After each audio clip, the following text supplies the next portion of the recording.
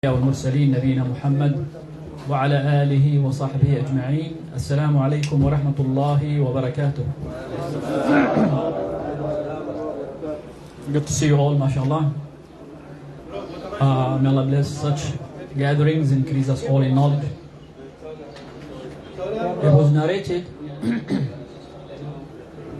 in Bukhari and Muslim and reported by Abu Hurairah radiyallahu ta'ala anhu that the Prophet sent some horsemen toward Najd, the Najd area. And they brought a captive from Bani Hanifa, a man who was the chief of his people, Ahl al-Yamama, called Thumāmah ibn Uthāl. And he was tied or fastened against one of the pillars of the masjid. And when the Prophet, peace be upon him, saw him, he said to him, مَا عِنْدَكَ يَا ثُمَامَةَ? What do you have, O Thumāmah? He said, مَا عِنْدِي خَيْرٍ يَا مُحَمَّدٍ إِن تَقْتُلْ تَقْتُلْ ذَا دَمٍ وَإِن تُنْعِمْ تُنْعِمْ عَلَى شَاكِرٍ وَإِن تُرِيدُ مَالًا فَسَلْ مَا شِئْتَ مِنَ الْمَالِ. He said, if you kill a person who deserves to be killed because he was involved in killing a person. This is one narration for the meaning of this statement. Some said he was a person of a noble status in his tribe, the chief of his tribe. So if you're going to kill him, then there are people who are going to chase after you for his blood. And if you forgive, then you forgive a person who is grateful. And if you want money as a ransom, ask whatever money you wish. The Prophet left him, sallallahu alaihi wasallam. The next day he came and asked him the same question. مَا عِنْدَكَ يَا ثُمَامَةَ? What do you have, O Thumāmah? And he repeated the same statements. If you kill a person who deserves to be killed. If you forgive a person who is grateful. And if you are going to if you're going to ask for money, then ask for whatever you wish. And he left him, sallallahu alaihi wasallam. The third day he came and asked him the same thing, sallallahu alaihi wasallam, and he repeated the same statement. The Prophet, peace be upon him, said, release him. So Thumāmah left the masjid and went out to the skirt of the city where some palm trees were there. He took a shower and he came back to the Prophet, peace be upon him. And he said, أشهد أن لا إله إلا الله وأشهد أن محمدا عبده ورسوله. I bear witness that there is no deity worthy of worship but Allah, and I bear witness that Muhammad is the servant and messenger of Allah. And the Prophet was delighted, of course. He said, O Muhammad, no face on the earth was more disliked to me than your face, but now your face is the most loved to me. And he said, no deen was most disliked to me than your deen, but today your deen is most loved to me. And no city was more disliked to me than your city, but today your city is the most loved to me. And he said, I was going for Umrah when your horsemen caught me. So what do you think? He, peace be upon him, said to him, go and do your Umrah.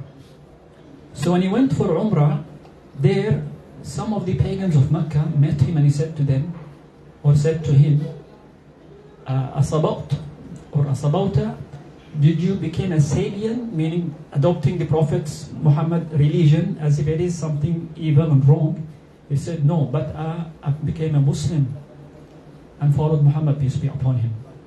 And he said, by Allah, because he was the chief of his area that provides grain and wheat to Mecca, he said, by Allah, you will not get or receive a single grain of wheat from us unless you get the permission of Prophet Muhammad, peace be upon him. So this man, look, when he first was arrested by the Muslims, taken as a captive, what was his condition? How much hatred he carried against Islam. But eventually, all his prior convictions were changed. Once he heard Kalam Allah subhanahu wa ta'ala, the statements of Allah Azza wa Jal, That's why we see Islam is so keen to convey the message of Islam to as many people as possible, taking every legitimate means to do so. So this is why when he was held as a captive, he was taken care of. And he was placed in a place where he can hear the statement of Allah subhanahu wa ta'ala, and hear the Quran, and hear the advice of the Prophet, peace be upon him, to his companions, and look with his own eyes and see how the community of the Muslims, behave and are united and one. He sees Bilal, the African man, raising the adhan. He sees Salman al-Farisi and Suhaib al-Rumi, who were slaves before, are praying together with the noble men of Quraysh and al-Muhajirin and al-Ansar. No distinction between their noble status or their financial status. All are as one ummah, one community. This view really touched his heart. Plus the good care was given to him as a captive, despite him was among those who were eager to harm the Muslims, annihilate Islam, and work hard to fight the Muslims. Yet he was taken care of, received in a very good manner. This implies that we Muslims, or Islam in general, is not keen to go and fight and kill people. Islam, when it goes to a fight with other nations, it is to convey Allah's message. It's not the issue of killing and looting the wealth and sources of the other countries, no. Because we've seen this in practice. Whenever the Muslims conquest other lands, they do their best to convey Islam. They keep their people operating their lands and their fields, and their wealth is kept for them. Only very minimal taxes is taken from them. Why is that? Only to provide protection for those who are not Muslims and living in this land.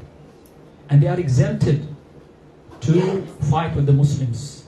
And this amount they pay in order for the Muslims to defend them against anybody who may be a threat against them from outside. And by the way, this tax is only taken from the men who can fight. It's not taken from the elderly, nor the women, nor the children. So this tells you, compare this to the other nations throughout history until today. What exactly do they do when they occupy other lands? They do massacres in everything they meet. A child, a woman, an elderly, a monk, they don't distinguish between anyone whatsoever.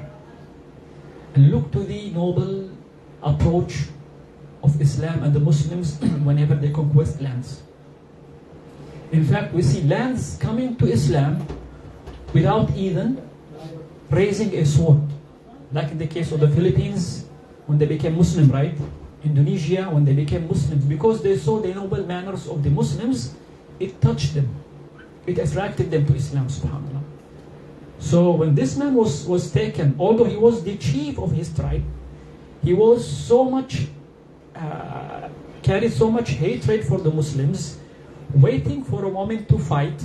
But once he heard Kalam Allah, the Quran, and the way in which the Prophet was dealing with his companions, that changed the entire, story for him. And his complete position was flipped 180 degrees. So it is our duty these days, ya ikhwah, to make sure that we are good delegates of Islam in our manner, in our dealing with others. Don't we see today, despite what's going on in the Muslim lands, people are attracted to Islam, despite the very corrupt image of Muslims and Islam in the West, yet people are coming to Islam in masses. How does that happen? Being exposed to the Quran, just reading the Quran without us giving them da'wah, they get convinced that this is the true religion that should be followed. Especially with the latest incident in Palestine and Gaza in specific, and the atrocious massacres and bloodshed practiced against the innocent civilians in Palestine, this was an attraction to the people of the West, to see what makes those people so much attached to their deen. Back in the West, if a calamity is afflicted against a person or any form or level of evil, they immediately go and accuse Allah of forsaking them, right? But they did not see this case happening with the Palestinians. An entire family members are massacred. A person loses 10, 12, up to 40. There were cases 40 people of his own family died, martyred, because this bombs against him. And that person is saying, Alhamdulillah, قدر الله وما شاء فعل. Allah wills whatever He wills. The exalted He is. This steadfastness amazed the people of the West. They went on and read the Quran for themselves without any invitation from our side. Just reading the Quran was enough for them to be guided and know that this statement cannot be but of the Creator of the heavens and the earth. So what is our role here, ya ikhwan? While we see everyone around is eager to come to Islam, are we going just to sit and care about our business and affairs and our deed for ourselves and not bother to invite others to Islam? If we do so, then we are losing great reward from Allah subhanahu wa ta'ala. Yet, maybe we may not be blamed for not inviting others as long as we are practicing Muslims, but we are losing great bounties that can be bestowed upon us by Allah subhanahu wa ta'ala in this life and the hereafter. So let us be always keen to convey this message to the others. Also look to the position of Thumāmah. This man was taken as a captive. He did not say and accept Islam while he was captive. Rather, he waited until he was released and then come back willingly without anyone forcing him and declare that I am a Muslim. I want to be a Muslim. This tells you how much pride that man had in himself. I don't want to be taken or understood by others that I was a Muslim because Muhammad, peace be upon him, took me as a captive. Rather, he wants to declare that while he's free and doing it with his free will, radiyallahu anhu. And look also how much he used his authority and power to make sure that when he was strong in his tribe before Islam, he wants still to be strong and in authority while he is a Muslim. That's why when he met the kuffar of Quraysh, when he went for Umrah, and they tried to intimidate him in a way, he used his authority against them and kept them from harming him or even trying to threaten the Muslims. So when we become a Muslim or we become practicing Muslims, prior to becoming a Muslim or becoming a practicing Muslim, we were in a position where we are in a power or authority. Do not become weak once you become a Muslim. Hold that power that you have, hold that authority that you have, and use it to convey the truth to others, but not rather shy out and become timid and weak and showed as if Islam is a deen of weakness. No. Islam is a deen of showing pride and emphasizes the issue of venerating dignity, human dignity. So you have power, always use it to serve the good, to convey the good. Listen to the story of Sa'd ibn Mu'adh, who was the chief of the Aus. When Mus'ab ibn Umair radiyallahu ta'ala anhu was sent by the Prophet Muhammad from Mecca to Medina to convey Islam to the people of Medina, prior him moving to Medina, Mus'ab ibn Umair met some people of Medina and called them to Islam, and they accepted Islam. One of them was Sa'd ibn Mu'adh, who was the chief of the Aus. When he became Muslim, he went back to his people. He said, "It is haram upon me to talk to any one of you until you accept Islam." And the entire Bani al-Ashhal, his tribe, accepted Islam. So look how much he used his authority to make sure that we should become Muslim. Why? Because this is the haqq, this is the truth, and this is where redemption lies. You want safety in this life and hereafter? It's in Islam.